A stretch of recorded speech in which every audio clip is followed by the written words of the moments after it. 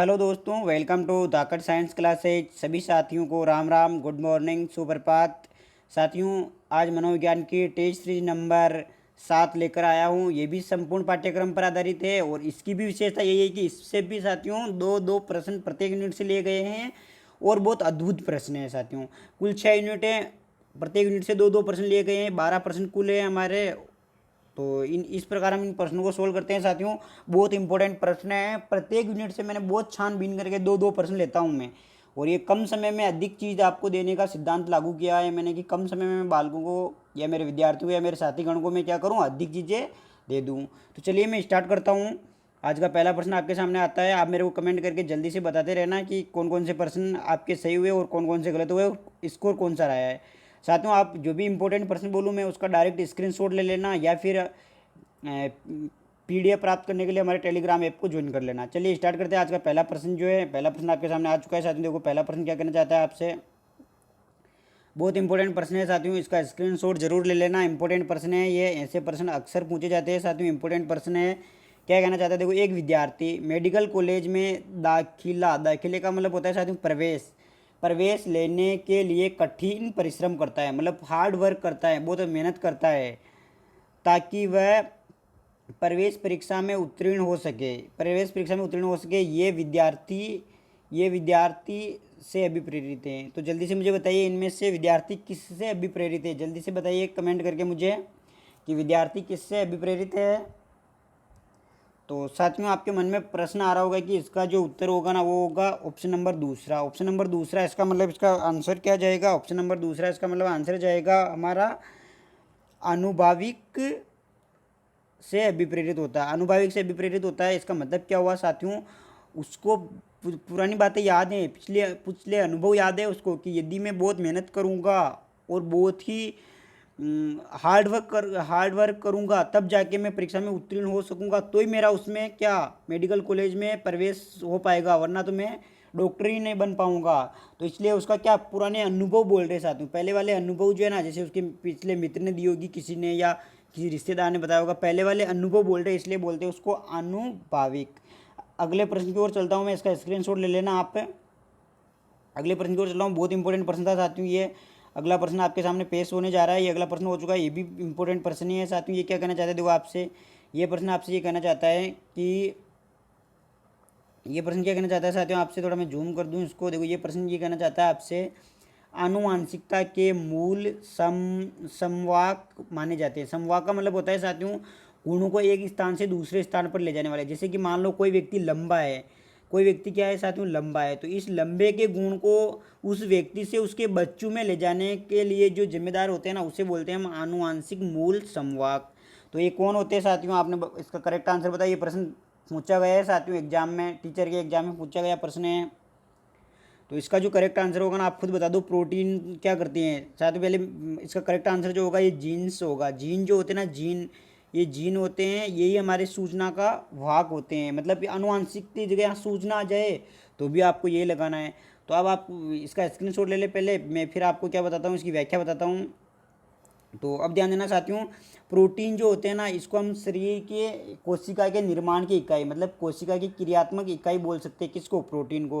Vitamin जो होते हैं साथियों ये हमें हमारे विकास में सहायता करते हैं। ध्यान देना, विटामिन जो है ना हमारे शारीरिक, मानसिक और जननिक विकास के लिए जिम्मेदार होते हैं। कार्बोहाइड्रेट हमें ऊर्जा देता है साथियों। अभी रीट में साइंस में प्रश्न पूछा गया था कि हमें कार्बोहाइड्रेट से 1 ग्राम कार्बोहाइड्रेट से कितनी ऊर्जा मिलती है। तो 1 ग्राम कार्बोहाइड्रेट से 4.2 कैलोरी ऊर्जा मिलती है।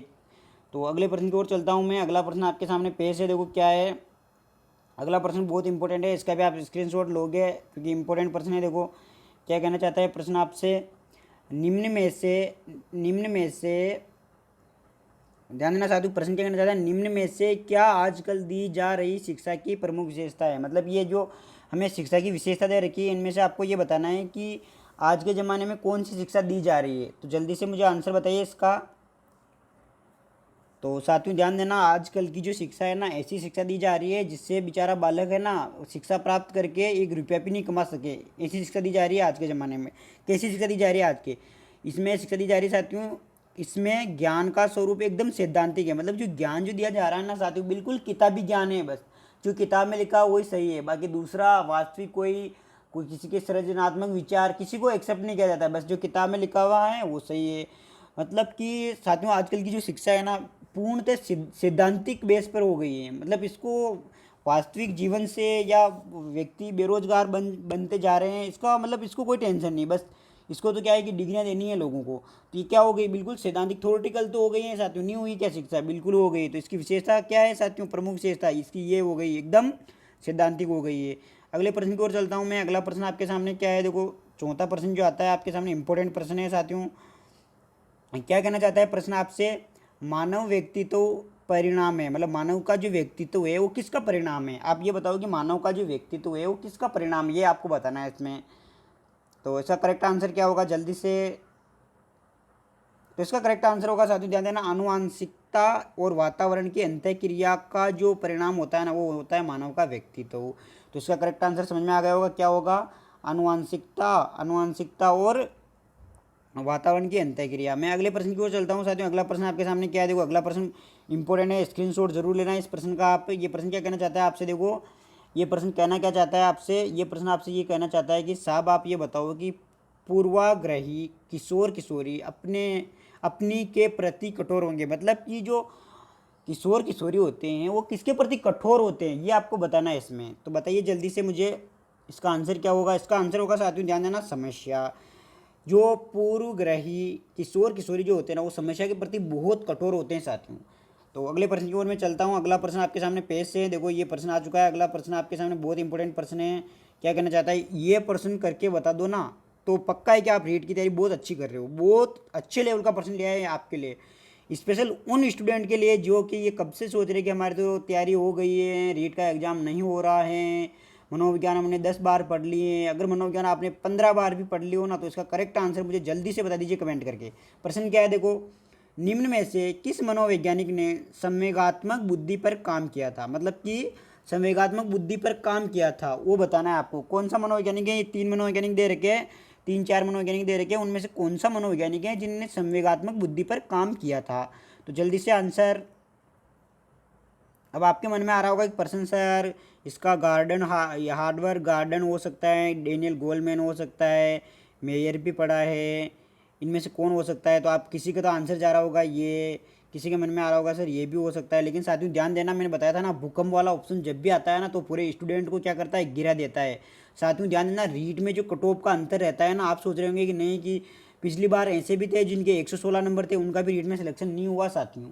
तो आप ये तो बिल्कुल सोचना ही मत कि हमारे 120, मैं बता दूं आपको अब तक आपके 135 नंबर आ रहे ना लगभग, तब जाके आपका सिलेक्शन होने के चांस रहेंगे साथियों। क्योंकि दिन प्रतिदिन प्रतियोगी परीक्षाएं की तैयारी करने वालों की संख्या बढ़ती जा रही है, कंपटीशन बढ़ता जा रहा है।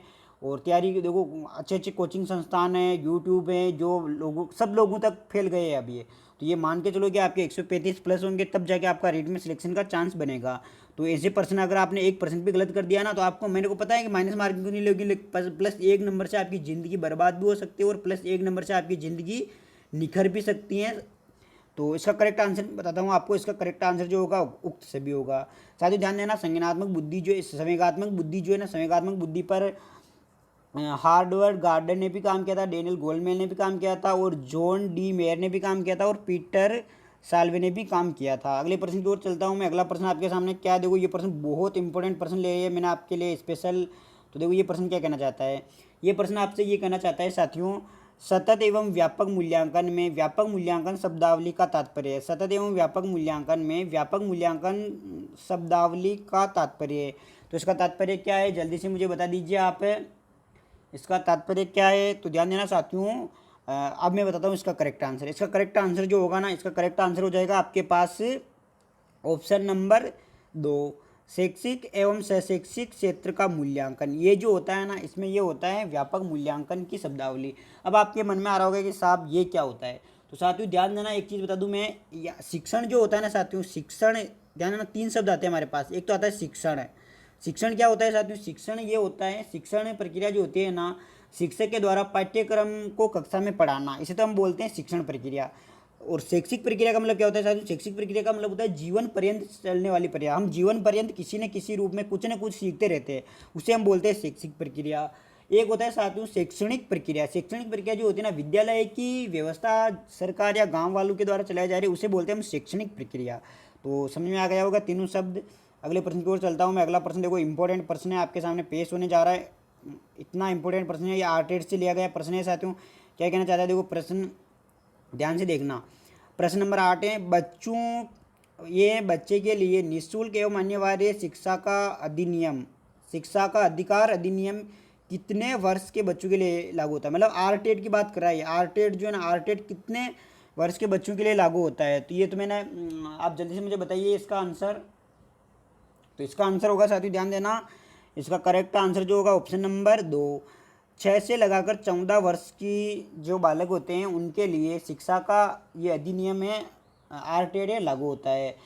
साथियों आरटेड की अलग अलग धाराएं हैं, इनके बारे में हम वीडियो में बात करेंगे कभी आएगा। तो अभी हम आगे बढ़ते हैं। देखो अगला प्रश्न क्या कहना चाहता है हमारा। अगला प्रश्न जो हमारा ये कहना चाहता है साथियों, अगला प्रश्न क्या कहना चाहता है, देखो यहाँ पे लिखा हुआ है, गार्ड ने 7 बुद्धि का अधिमान निर्धारित किया।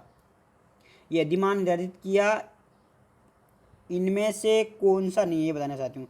ये एक मनोवैज्ञानिक है जिनका नाम है क्या, गार्डन। ये गार्डन जो है ना, गार्डन जो है ना साथियों, ये गार्डन जो है ना, इन्होंने क्या किया, इन्होंने 7 बुद्धि का अधिमान निर्धारित किया। इनमें से कौन सा नहीं है वो आपको बताना है। तो जल्दी से आंसर बताइए मुझे इसका। तो इसका आंसर बताइए मुझे। तो इसका ध्यान देना चाहती हूँ, 7 बुद्धि का अधिमान जो है ना, ये जो है इसका करेक्ट आंसर हो जाएगा ऑप्शन नंबर 4। उन्होंने बताई थी स्थानीय संबंधित बुद्धि भी बताई थी गार्डन ने, और अंतर्वैयक्तिक बुद्धि बताई थी, और भाषात्मक बुद्धि भी बताई थी, लेकिन उन्होंने भावनात्मक बुद्धि का कहीं पर जिक्र नहीं किया साथियों।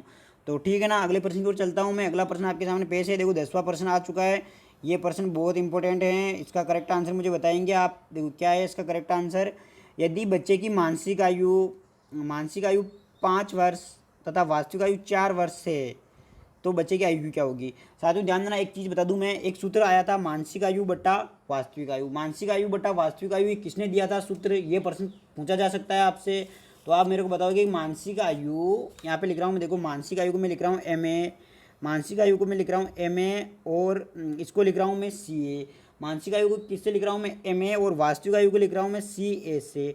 तो साथियों ऐसा सूत्र आया था पहले। IQ जो होती है, इसको हम बुद्धि लब्धि बोलते हैं, बुद्धि लब्धि को होते हैं IQ बराबर, ये सूत्र आया था। ये सूत्र किसने दिया था, तो ये सूत्र दिया था साथियों, ध्यान देना, विलियम स्टर्न जो है ना, ये सूत्र दिया था उन्होंने। लेकिन उन्होंने बाद में ये पाया कि ये सूत्र गलत पाया गया। इसमें क्या है कि थोड़ा संशोधन किया गया और इसको 100 से गुणा किया।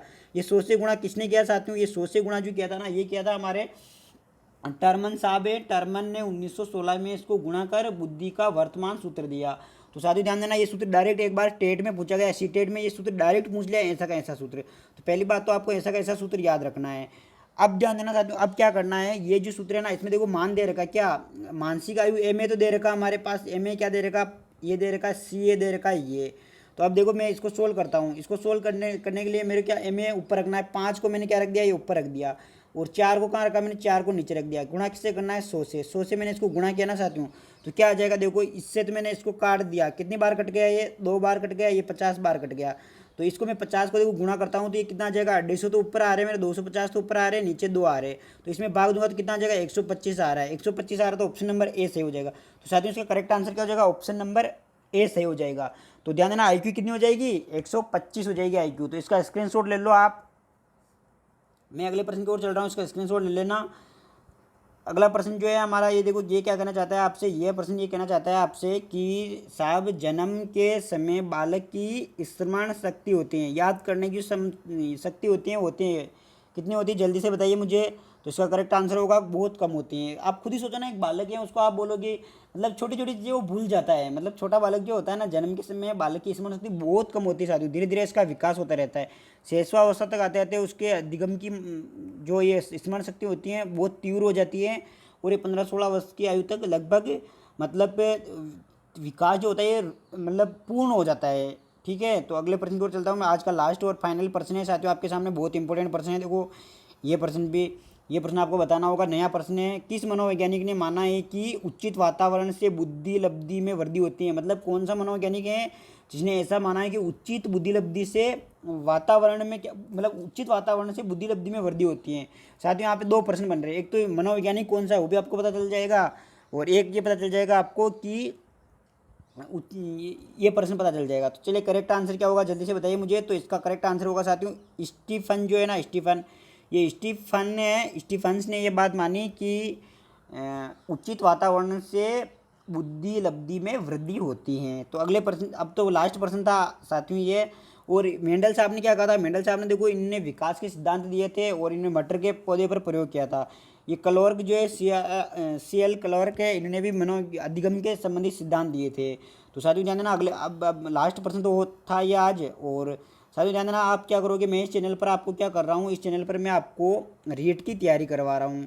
साथियों रीट की तैयारी करवा रहा हूँ और ये प्रश्न जो है ना मैं पिछली परीक्षा में आए हुए प्रश्न है इनमें से, और संभावित प्रश्न है, यूनिक प्रश्न है साथियों। ये प्रश्न आपको अच्छे लगे तो आप अपने दोस्तों के साथ शेयर जरूर करोगे, और साथियों शेयर करने के साथ साथ आप स्वयं भी क्या करोगे, चैनल को सब्सक्राइब करोगे। ठीक है साथियों, मिलते हैं नेक्स्ट टेस्ट सीरीज में, तब तक के लिए पढ़ते रहिए, आगे बढ़ते रहिए, और मैं तो भगवान से ये प्रार्थना करता हूँ कि आपकी मंजिल आपको इस बार अवश्य मिल जाए। साथियों मुस्कुराते रहिए, आगे बढ़ते रहिए, पढ़ते रहिए। धन्यवाद, वंदे मातरम, जय श्री राम। मिलते हैं नेक्स्ट वीडियो में, तब तक के लिए पढ़ते रहिए साथियों।